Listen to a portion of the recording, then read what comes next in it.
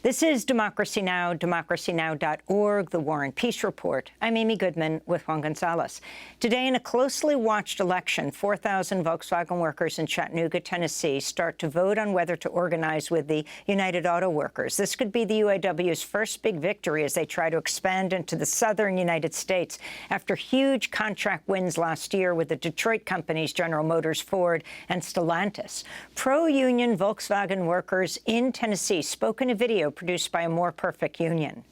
Our healthcare costs went up almost 15%. Well, they gave us a small 11% increase after the big three negotiated their contract. Well, our insurance costs went up, so it ate up, so we don't see any of that. Well, if we're going to work for a company like this and they're going to generate that kind of money, then why can't we have our fair share as well? Volkswagen sales have shot out the roof. $78 billion profit over the past 3 years. We were able to grow revenues and underlying operating result in a difficult economic environment. We're the largest automaker in the world, but yet the employees are here struggling. The loudest voices of the anti-unions, they keep trying to press this notion that if we unionize, Volkswagen's going to shut us down. They're going to close their factory.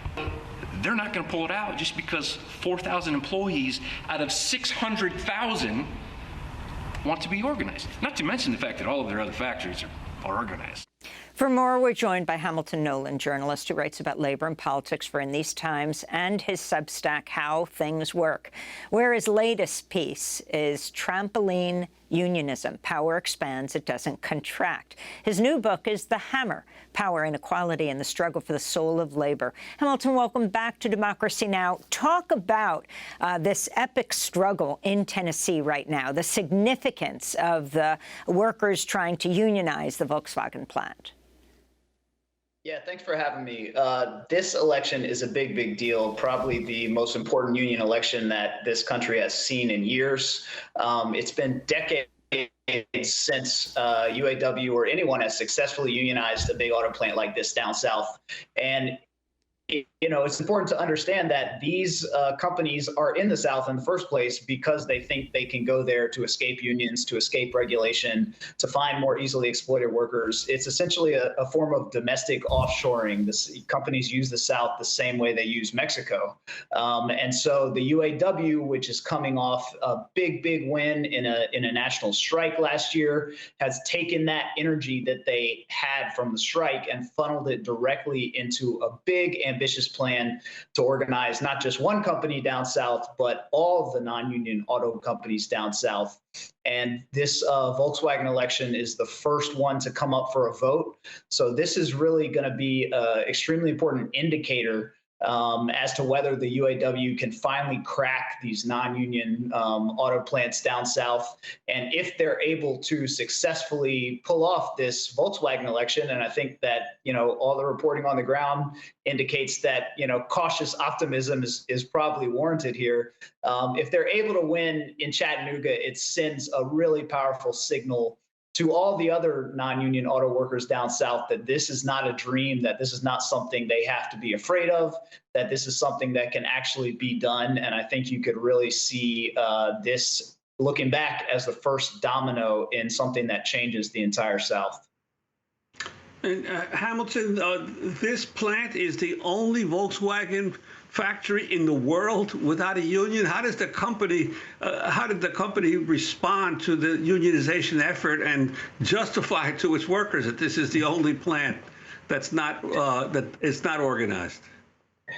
Yeah, it's pretty ridiculous, particularly the European automakers are very used to working with unions all over the world, and the plants that they have down south are in many cases the only places where they don't have unions. And still, I think Volkswagen has claimed to be neutral in this election. I think the workers would tell you they probably haven't quite been neutral, but it really does go to illustrate how ridiculous the South's kind of model of economic development is, which is for many generations, the South has put forward a theory, that the way to do economic development is just to give companies everything they want, to create easily exploited and economically desperate workforce, and that is the thing that will attract businesses.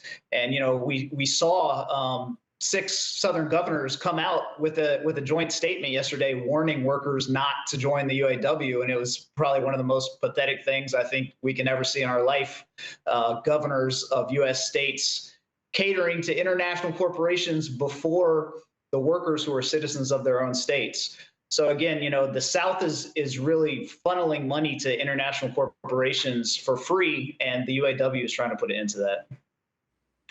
Well, and, as you say, there's not only labor organizing spreading across the South, but there's also major gains that have occurred in California that you've written about, the $20 minimum wage for fast food workers there. Can you talk about the importance of that? Yeah, California recently passed the $20 minimum wage for fast food workers. It's obviously something that's good for fast food workers. But B, the interesting thing about that was it's sort of a step down the road towards sectoral bargaining, which means, the ability to negotiate wages and working conditions for entire industries at once, not having to go store to store to store, unionizing every store in order to get a contract at each fast food outlet, which is nearly impossible and is why the fast food industry doesn't have any unions.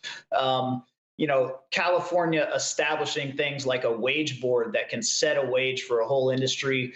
It's a really interesting kind of step towards thinking bigger about ways to empower workers on an industry-wide level. This is something that a lot of people think is really the path for reaching workers on the scale that we need to reestablish union power in America, given how bad our labor laws are and how hard it is to organize at scale. And so it's encouraging. And it's also, I think, an illustration of what you're seeing all over the country, which is red states are running in a real negative direction on labor rights, and blue states in response are trying to become more and more progressive on labor rights. And I think that's a trend that's going to continue for a while. We just have 15 seconds, Hamilton, but I wanted to ask you about Shawn Fain, the head of UAW, being the guest of the Bidens at a White House dinner, and the UAW stance calling for a ceasefire in Gaza. Do you think Shawn Fain is getting through to President Biden?